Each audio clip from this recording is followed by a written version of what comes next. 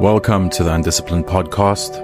I'm your host, Nico Beitendach, and today I have the distinct honor of speaking to Derek Robbins, Emeritus Professor at the University of East London. We're talking specifically about a translation and edited volume that Derek did on the work of Tomo Otaka, more specifically, his Foundation of a Social Theory of Association, first published in German in 1932. Otaka was an important Japanese legal philosopher in the first half of the 20th century. Derek brings this work to us in English for the first time.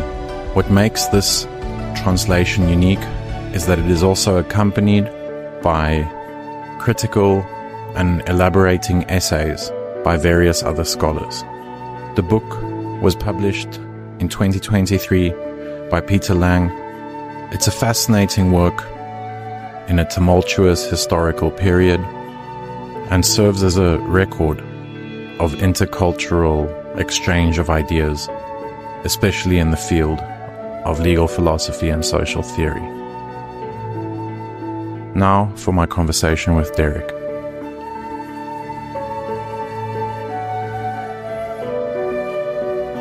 Thank you very much, Derek, for taking the time to speak to me today. I really appreciate it. And you're talking about a fascinating book and project that you edited and spearheaded. But before we get to that, do you mind introducing yourself a little bit, a bit of your academic biography, and perhaps also telling us what led to your interest in the work of Otaka? I think the kind of history of my social and intellectual trajectory gives some kind of insight as to what was happening when I eventually got to Otaka. But and I wanted just to say a bit about my career in about 6 phases, if you can take 6. Well, first of all, I was born in Bristol in West of England in 1944, which means I'm now 80. So it's quite a long trajectory to go through, I'm afraid, but I'll be as quick as I can. I mean, the first thing is that I was, my parents were both left school very early when they were both 14, so had no kind of higher education experience at all. And so I was a kind of lower middle class boy in the suburbs of Bristol. And I then got a scholarship when I was 7 to go to Bristol Grammar School, which means that for the next 12 years or so, I was educated in that context. And if you know of something like A.H. House's history of English sociology, then his interpretation is that sociology boomed in the UK with the generation of around about the 1950s, all of whom were what he calls grammar school boys, including himself. So, and that's important, as I shall come on to show, I hope, because that coincides with the whole background of Pierre Bourdieu, who was a big influence on me, because Bourdieu also was brought up in the Béarn and saw that there was an immediate tension between his family culture and the culture which he was imbibing when he was sent away to a boarding school in Pau, and that the rest of his life was an attempt actually to reconcile, as it were, his indigenous culture with the culture which he receives through his academic work. So, and so in a way, that was one of the things which attracted to me later on. So that was the background, West Country Grammar School. And so I left school when I was about 18 or 19. And that kind of separation of cultures was prolonged by the fact that I got into Cambridge to read English literature. So I read English for 3 years, and then I did a doctorate, which was on the relationship between literature and natural philosophy at the end of the 18th century. All of that, I can't go into detail about that, but it was about Coleridge was my poet and Joseph Priestley was my scientist. And so in the 60s, it was a kind of two cultures analysis of a particular historical moment at the beginning of Romanticism in England. And so right from the start, I wasn't really a traditional English literature student. I was always interested in the philosophy of science and the philosophy of and aesthetics as well. And so my doctorate was supervised both in the English faculty and in the department of the history and philosophy of science. So I got my PhD in 1972, but by which time I had been needing to find an academic job. And so at the end of the 60s, suddenly there'd been the end of the boom of the new universities in England, places like Sussex and Kent and Essex. All of those were established in the 60s. And by the time I was looking for a job, they'd all been fully staffed and I couldn't get a job. And instead, in 1970, the government introduced 30 new polytechnics. And so right from 1970, that was beginning of what was known then as the policy of the dual system of higher education, universities and polytechnics. And so I got a job in 1970 at what was then called North East London Polytechnic and subsequently became University of East London. And so I got that job in 1970 and I stayed there the whole of my career until I retired in 2014. In 1970, at the new Polytechnic, which was in the vanguard of what the Polytechnics thought they were trying to do, the deputy director of my Polytechnic was a man called Derek Robbins, who'd already written a book in Penguin Education Special in 1968 called The New Polytechnics, the People's Universities. And the whole orientation of his view of the Polytechnic was that it should give access to higher education to people who were not so formally qualified as the universities were accepting. And he set up in the Polytechnic something called the School for Independent Study, and I was co-opted to be a member of the staff of the School for Independent Study. And the whole intention was actually that we would set up a mechanism which would enable untraditional students to define what they wanted to study by negotiation with what the staff were able to communicate. And so it was a negotiated curriculum for individual students. And that was independent study, which lasted from 1970 until 1990. During that time, I never attempted to publish my doctoral thesis. And during that time, I was wholly involved in kind of pedagogical developments and working with students in an unconventional way.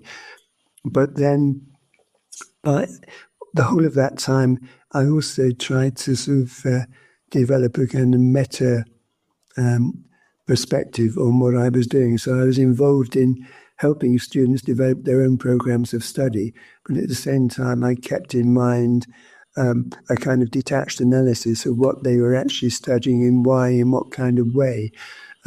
So I was also simultaneously doing a sort of educational research on the process as well as carrying out the process. And that was what actually led me in the 1980s to think that Bourdieu's concept of cultural capital was something which actually would help me to understand the process I was involved in. And so I got a small grant from the ESRC to make contact with Bourdieu, and I had my first meeting with him in October 1986. And from that time onwards, I gradually became involved with his sort of entourage in Paris. And that partly was because you don't want to know too much of the detail, but in the English situation, there was an enormous amount of hostility or competition between the two systems of higher education, so that the universities resented the polytechnics were hostile to the universities. This was in the 1970s to 1990s.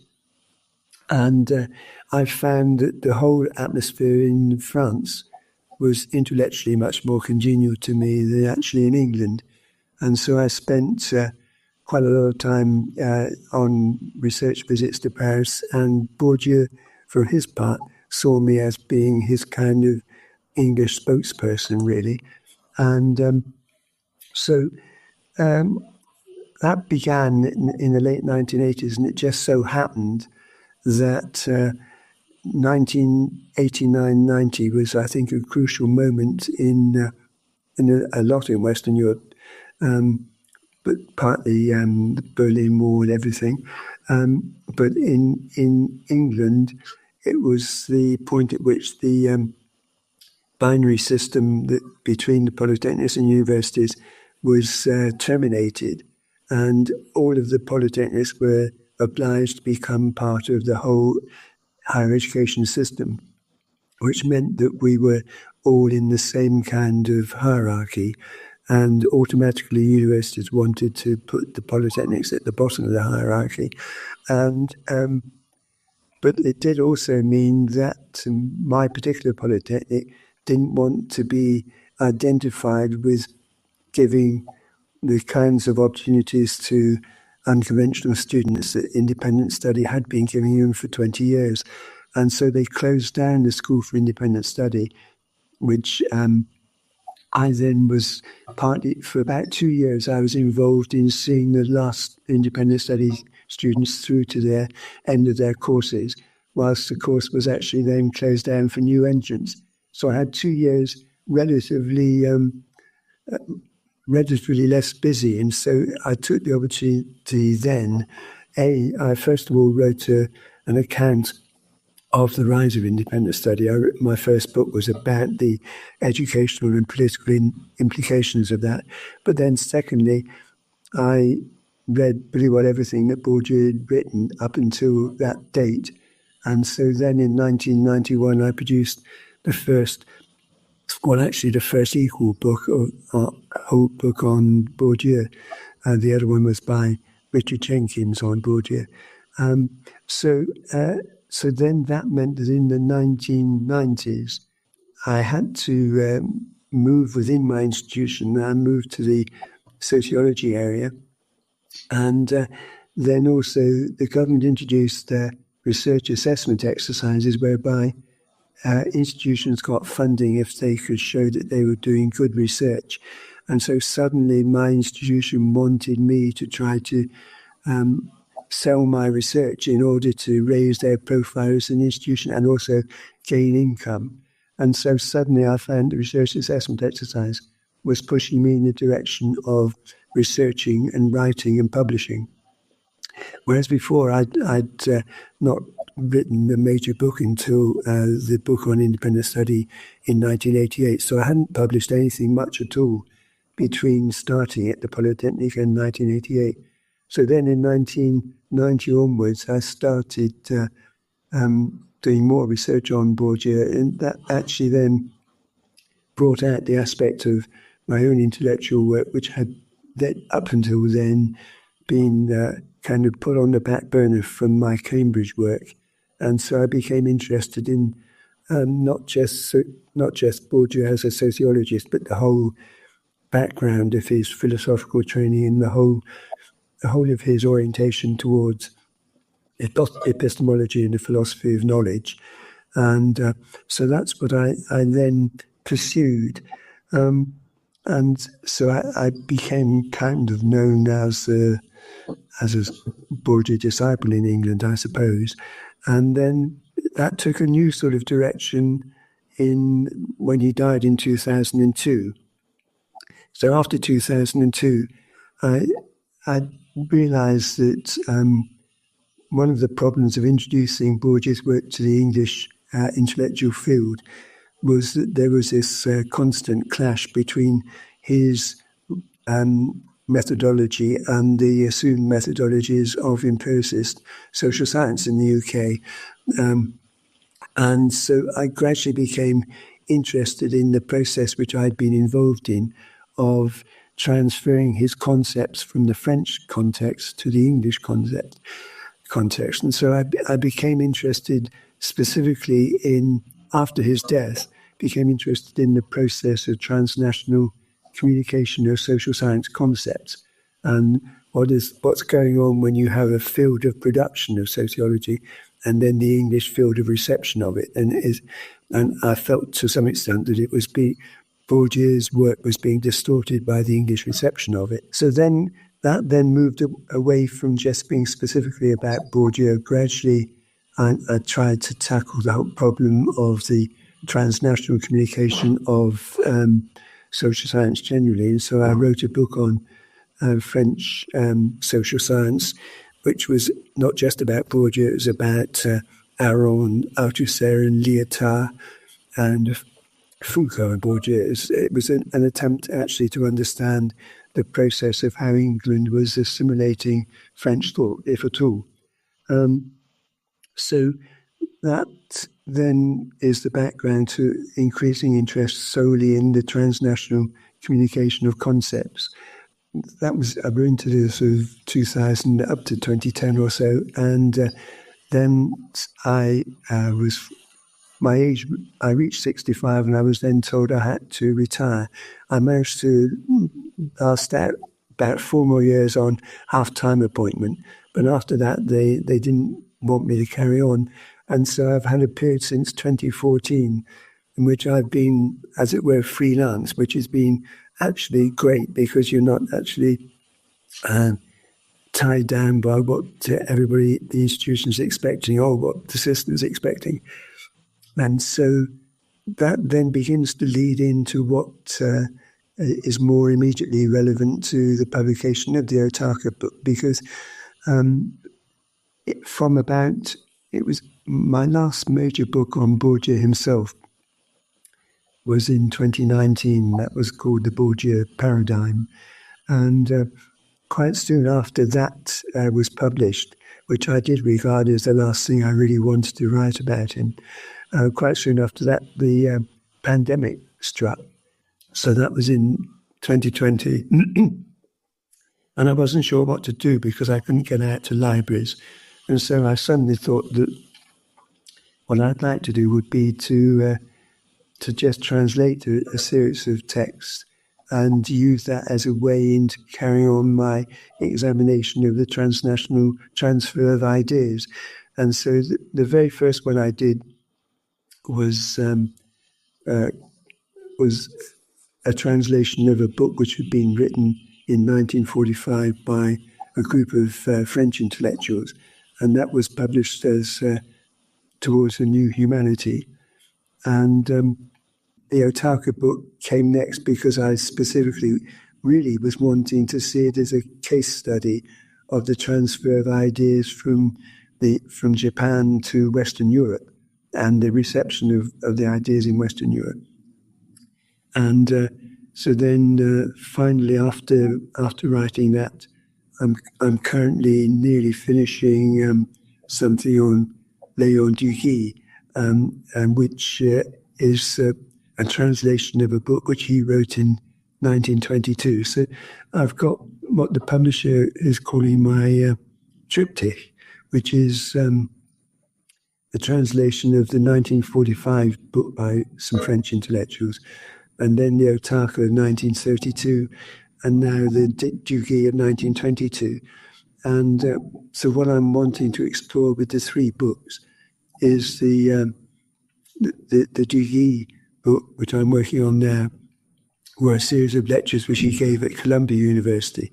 So all in all, with the three books, I'm trying to look at the transfer of French to England, and then Japanese to Germany, and then French to New York. And I'm just looking at the way in which the context in which all of these books were formulated and then how they were received in various countries. So that's roughly where I am, I think. Yes, well, thank you. That's actually extremely enlightening, understanding your historical context and clearly shows why you took on this particular project. And I think we can transfer those kind of insights also to the case of Otaka himself. And as was perhaps not unusual at that time, the 1920s, 30s, he was a Japanese scholar that went to read and study further in Europe at the time in the 1930s, where he also came into a lot of contact with great names of the era, Edmund Husserl and also Hans Kelsen. His experience in Europe at this time, how did that influence Otaka's own development and his theoretical project? Well, I think that's a really good, interesting question. I've got a few sort of notes in response to that. I mean, I think it's a crucial question, and there are things which we don't know. Things which I don't know is did he outline his project in a formal application for his research into Europe? And I don't know exactly how he formulated the project. And I don't know, for instance, whether it was prearranged that he should spend time working with Hans Kelsen, or equally whether it was prearranged with to then go on to Freiburg to study with Husserl and Eugen Fink. I just don't know whether those were prearranged from Japan or whether they happened when he was on the spot in Western Europe. And that would be quite interesting to know, because what I'm not clear about from the book is how far he approached going to Europe as somebody who was interested in a non-empirical social science epistemology, and was therefore wanting to pursue the implications of Husserl's approach, or whether or not he was already interested in the development of international law. And I get the feeling, because he says in the book that I think he meant that he came across Alfred Verdross in the second time he was in Vienna, so that he was Vienna, Freiburg, back to Vienna. And in the second visit to Vienna, he, I think, primarily wrote the book. And he says in the book that he encountered the work of Verdross almost too late to be considered seriously in the book.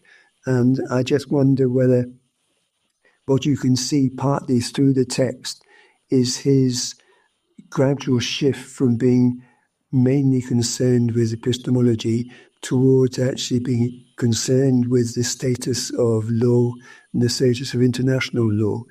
And I think that was a development which occurred in Europe. And I don't think it was fully developed before he set out, as it were. I'm not sure. And there are other things. In his foreword, he mentions some of the concepts, and clearly he mentions Felix Kaufmann, and he mentions Alfred Schutz. And the thing which strikes me is that although he mentions friendships with those two, I don't think the text shows any evidence of the influence of those two on him. And in particular, Kaufmann, if he'd really pursued Kaufmann, Kaufmann, I think, was a member of the Vienna Circle and was quite close to Carnap and the logical positivists. And I see absolutely no sign of Otaka engaging with any of that at all. So that's another quite interesting mystery, really, I think. And although he was friendly with Schutz, and although, as we shall see, Ken Takafusa's contribution discusses Schutz and Otaka. Otaka in the Grundlehren doesn't mention Schutz at all. So So that's quite interesting. And finally, the other thing about his visit to Europe is that Otaka in the book becomes clear that, in his view, in the 1920s, there is a universal development towards international consciousness. And so that he began to see his book as contributing to that international movement, which had started with the League of Nations and things. And so that's something which I think fed into the book, that development of international law. And maybe also that was what interested him in Verdross in the end. Well, so I'm personally an avid reader of Hans Kelsen. Right. And Otaka becomes friends with Hans Kelsen, and it seems that they have quite a close relationship with one another. But nevertheless, Otaka criticizes Kelsen's very influential legal theories. On which grounds does Otaka do this? And how does he reframe the relationship between law and society? Yeah, those are the really difficult questions. I thought the best, I think his little 5-line summary in his foreword is the best short response about what he thought he was doing in relation to Kelsen. So I'll just read what he says in page 5 of the foreword. So he says, "My goal to ground the sphere of being of social association brought me in contact in the first place with the pure law theory of Professor Kelsen and his Vienna school. The critical study of this theory led me to 2 fundamental conclusions. Firstly, and in this respect I followed the way laid out by pure law theory, that social association as an integrated and self-consistently identical independent object of knowledge can belong only to the sphere of ideal mental constructs." So that's where he's absolutely in agreement with Kelsen.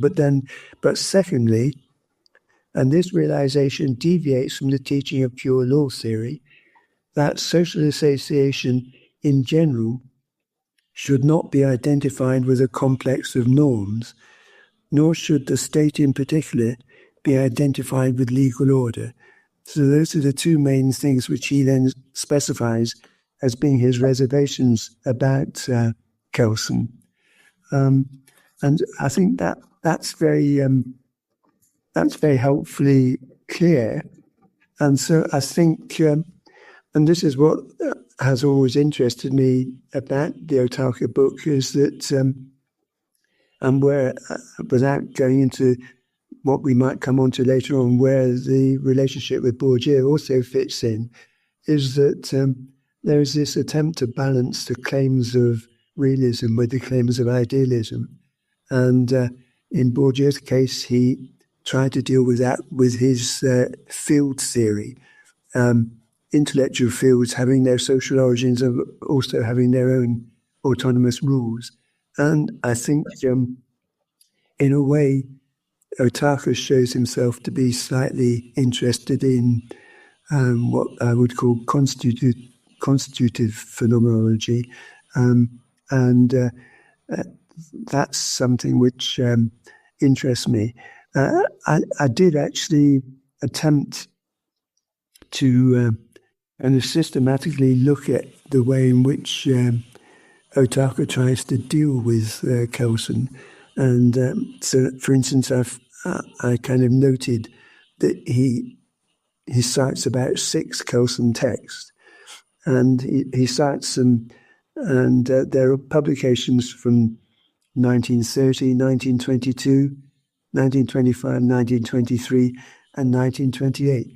And my point is that, and I think this is true of Otaka's response to most of the other people he looks at like Weber or Tunis or von Gierke or whoever, he doesn't actually systematically look at the development of the person's thought that he's referring to. And so he's not that interested in the development of Kelson's thinking through the 1920s. He just takes what he understands Kelson's position to be and articulates his kind of response to it. Just one kind of anecdote is that in order, you'll remember that the book has actually 2 photos of Otaka, and those 2 photos, one taken in Japan and one taken in Vienna, were sent to me I asked her for it by Otaka's daughter. And Otaka's daughter sent a letter with these 2 photos. And she said that she must have been only 4 or 5 at the time, but she said in her letter that she remembered the times when Kelson would come to their house and they'd have conversations. So you're right, they were on good friendly terms, I think. But nevertheless, that's the basis of Otaka's difference. Is he thought that Kelson's normativity still had vestiges of idealism, I think. You spoke a bit earlier about the English reception of Bourdieu and your interest in how ideas are received internationally.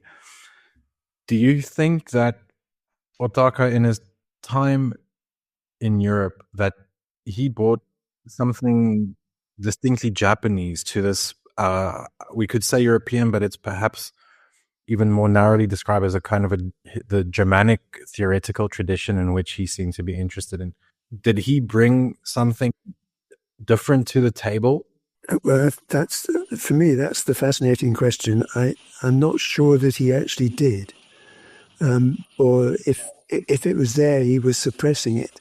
And so, to my slight disappointment in relation to the whole project, I realized that he was mainly involved in a process of assimilating himself to the German discourse, and that I was disappointed by how little of Japanese culture there seemed to be actually brought into the discussion of the German in the German text.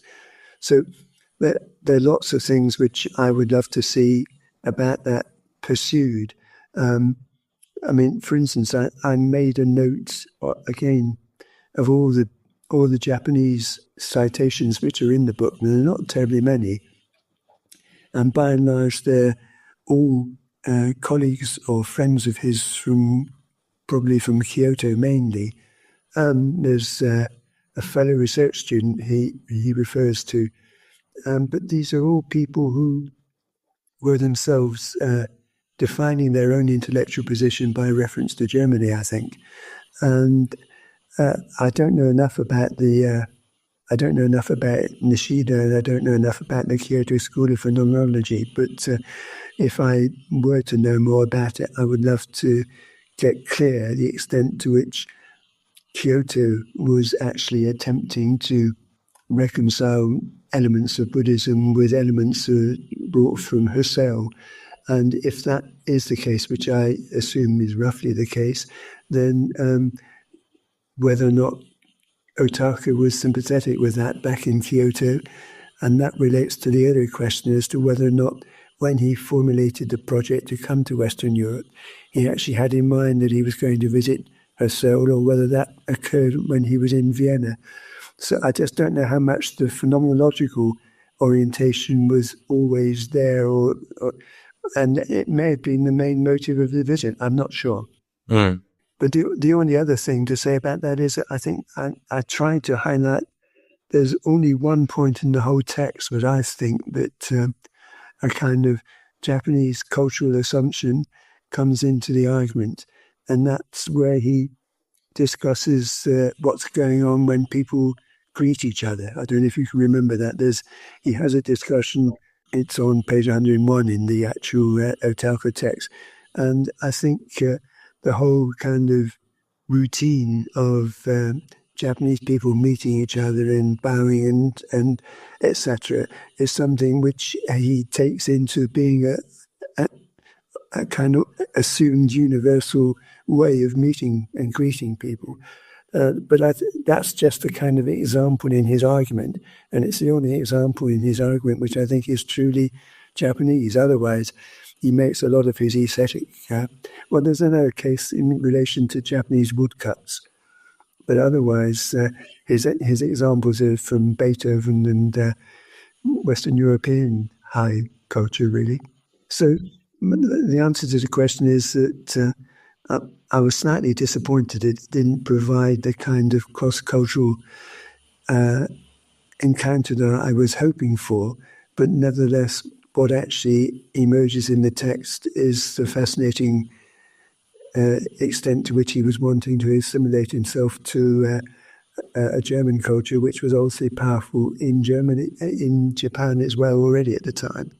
And partly, I think, for me, some of these issues might well be resolved by close examination of the book, which I gather, I hope that the Japanese book he wrote in 1937, which people tell me reproduces quite a lot of the Grundlegung in Japanese.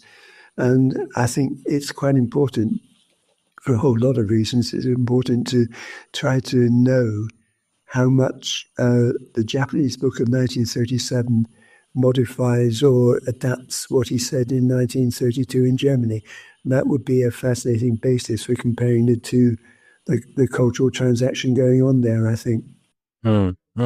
If there was not much of this cultural transaction apparent in the text of the Grundlagen, maybe we can create a bit of that ourselves. Do you, as someone who has worked with and on Bourdieu for decades, how do you think the earlier Otaka complements the work of Bourdieu? Actually, the inclination to do the Otaka project came as a spin-off from the last book I wrote on Bourdieu, which is the Bourdieu Paradigm, because in that book I decided that I wanted to get back to what might have been the origins of Bourdieu's philosophical approach to social science. And I mean, I'd been doing that since the 1990s, but in the 1990s and in the early 2000s, I was mainly interested in, first of all, I was looking at how far he used Kant, and then I looked also at the extent to which he was influenced by Leibniz, partly because he'd done his Diplôme d'études supérieures on, it was a translation and critique of Leibniz's critique of Descartes. So right from the start, Bourdieu's interest was in the nature of rationalist epistemology and making a clear distinction between Leibniz and Descartes. But then gradually, partly because I did quite a lot of work on Lyotard, I became interested in the way in which Bourdieu responded to Lyotard and responded to postmodernism. And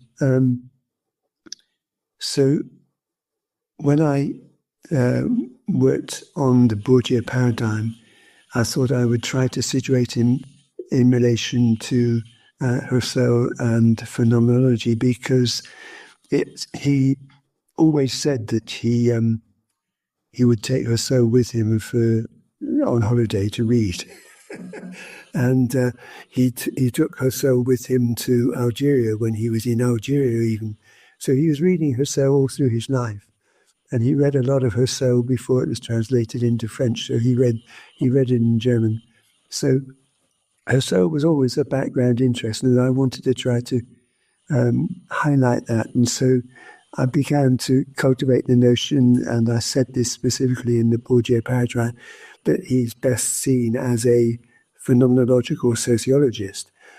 And so in the Bourdieu paradigm, I look back at two alternative sources of influence, and that was I looked specifically at Aaron Gurwitch versus Alfred Schutz. And so I saw those two as competing in the sense that Gurwitch believed in eidetic reduction, whereas I think that Schutz really didn't particularly. And so Schutz was much more concerned with social science within a natural attitude, whereas Gurwitch, I think, developed a notion of an intellectual field which was socially constructed. It's not an idealistic view, but a socially constructed intellectual field which is always there in the background of any empirical work. And so that gave me a way into, because Gurwitch moved from Germany to France in the 1930s, he then influenced Merleau-Ponty. And part of the book on Bourdieu is to argue that Bourdieu is very influenced by Merleau-Ponty. And again, the contrast is Merleau-Ponty against Jean-Paul Sartre, and Bourdieu disliked Sartre and disliked existentialism and was in favour of Merleau-Ponty. And so all of that led me to, because I did the work on Schutz as background to Bourdieu's field theory, really. Because I did all of that, I suddenly came across Otaka as somebody who was in conversation with Schutz, and they were involved with each other when they were writing their two books in 1932. And so the basic distinction I saw was that Gurwitch believed in sort of a field of objective knowledge which was impinging upon social science research, whereas Schutz was much more interested in the subjective production of interpersonal relations, really.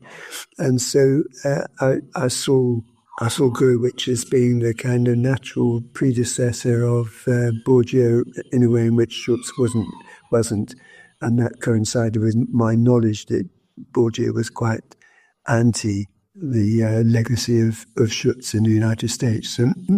So in other words, quite simply, that Bourdieu always argued that there are structured structures and there are also structuring structures. And if you look at academic discourses, they are structured structures. But in his view, you always had to also look at the social conditions which produce those structures themselves. So, and that's what interests me in the whole process of transnational transfer as well, that I try to resist transnational transfer wholly existing on the intellectualist level. It also has to be grounded in the social context in which the intellectuals transfer. Well, to bring it to an even lower level of concreteness, did you find any particular or unique difficulties in translating the Grundlegung of Otaka? You're an experienced translator. Was this one different in any way? Perhaps maybe also because Otaka himself was obviously not writing in his own native language. Well, I think that actually made it easier for me to translate it into English, because I think there's an odd sensation that it was a kind of almost a decultured discourse, that he was communicating in something which was kind of indigenous language for him, and so I was then trying to translate it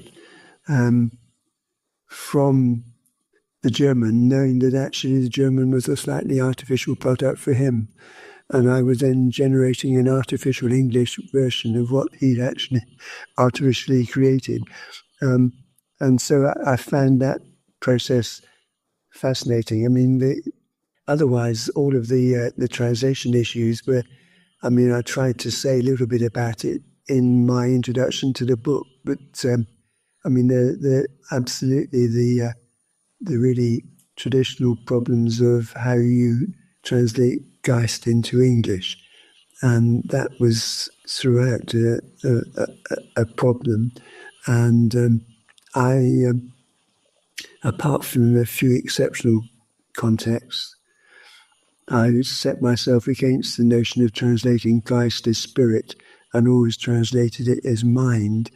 I think maybe I actually succumbed to spirit in relation to what he was talking about when he was writing about Othmar Span, because in a way Span's position could be said to be much more spiritualist than mentalist, I think. But what again, this relates to the whole English, German, Japanese nexus. What I don't know is exactly what Otaka would have, how he would have formulated Geist in Japanese, and what the connotations of the Japanese word might be in relation to what they are for German and for English. So that's just an example, and that also relates to my point about how he didn't seem to be aware or want to be aware of the work of somebody like Carnap, who was writing exactly the same moment, didn't seem to be anxious to relate to the problems of logical positivism in relation to the problems of translation, I don't think. So also, I think what adds a lot of value to the final product is it's not only the translation of the original, but it's also your introduction, of course, and then you also invited other scholars to comment, to write commentaries on the work, which is included in the final book. Do you mind maybe just shortly sharing how these commentaries complement the work and perhaps even complicate our understanding of Otaka's original contribution? No, not at all. I'm extremely grateful to the four of them, because it was far from just being commentaries at the end of the day. And the whole thing took us about 4 years, really. And I was enormously grateful to all four of them for keeping in touch with me by email throughout the process of translating it. And so that they were not just coming in at the end and making their critiques at the end. They were participating in the whole process throughout by email. And that was why it was so wonderful after 4 years of that kind of detached contact, that all four of them were able to get to London for the launch in June of whenever it was, 2023. It was really great that we had a sudden kind of blind date encounter, having actually spoken to each other by email for 4 years. So although they never actually had any input to the translation or didn't influence anything that was happening in relation to the production of the text, they were constant supports. It was a great relief to me to know that there were at least 4 other people who were vaguely interested in what I was doing through that period. So they were great. I salute all 4 of them. But in terms of what they then wrote, the other thing which fitted me almost accidentally and very suitably was that it just so happened that the 4 who initially expressed interest and then stuck with it turned out to be 4 from diverse cultural backgrounds themselves, and also crucially of different age groups. And so what interested me was then to be able to present their reactions to the text, both in terms of where they came from and their intellectual trajectories themselves, but also in terms of their ages, so that I forget that, but roughly speaking, they were all for about 10 years intervals. So there's myself, the oldest, and then I think Wolfgang next after about 10 years, and then I think Takemitsu, I think, is probably next, and then Francesco, and then Ken. And so and Ken was, I don't know, maybe at about 30 now, so that the age span was from me nearly 80 to Ken about 30, and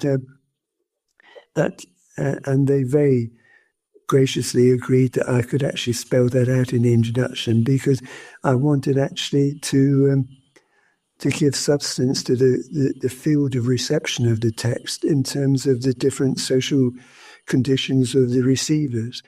So then, also, of course, these differences are reflected in what they actually wrote, which is fascinating. And so what I see the whole process is being a process whereby different respondents are kind of contributing to an overall socioanalytic reception of the text, so that Francesco's is fundamentally a history of ideas orientation towards the whole process of what was going on in German-Japanese transfers through the period in which Otaka is just one example of that. So that gave a very good background to the whole migration of ideas in the period. And then Wolfgang is ideal in presenting really an analysis of the field of German reception of the text. And for me, that helped because I always wanted the text to be seen in the context of Fritz Ringer's The Decline of the German Mandarins, which actually was his attempt to sociologically understand the transitions of German sociology from about 1900 to about 1930.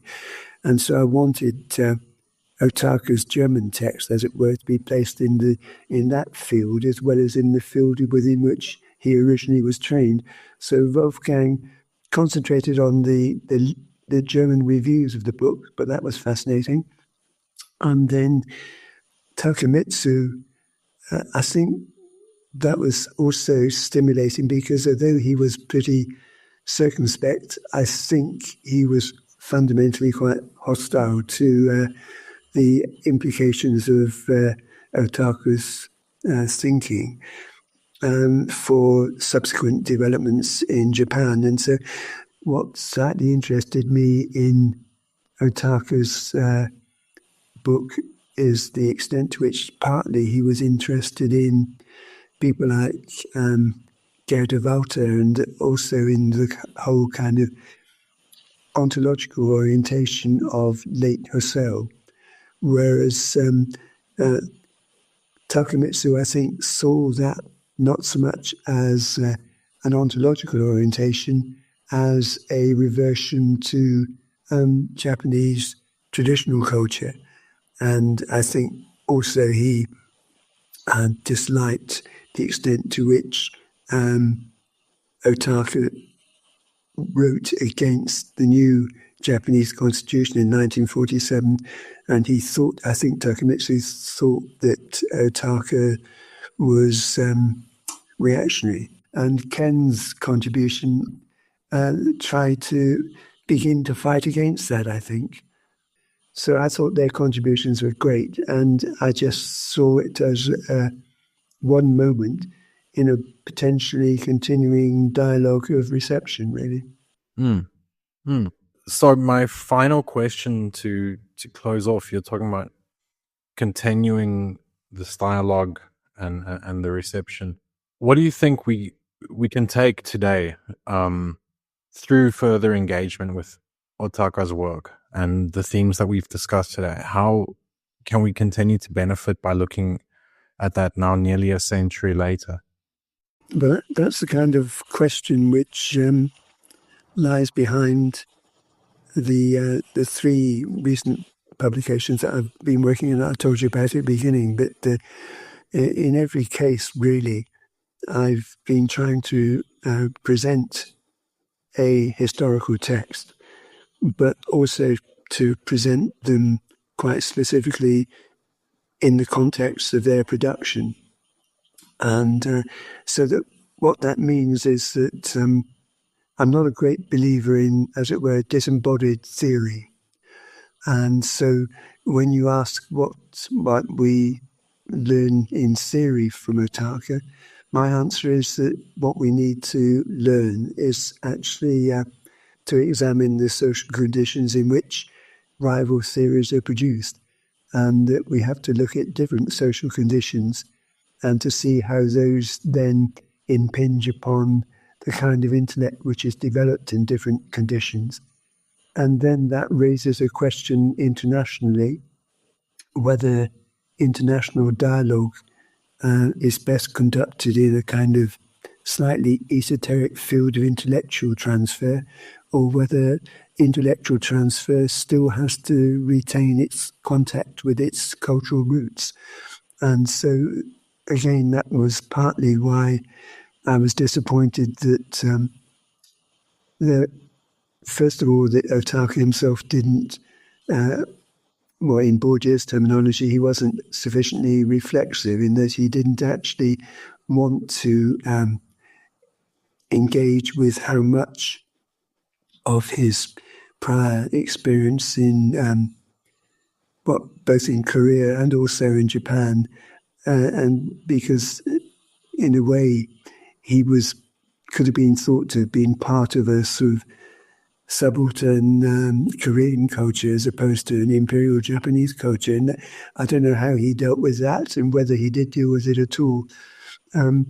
So my answer is that his theoretical importance has to be viewed in the context of understanding different fields of production and different fields of reception, rather than by trying to detach theory from practice, which is ending on a very Bourdieusian kind of statement, the theory of practice.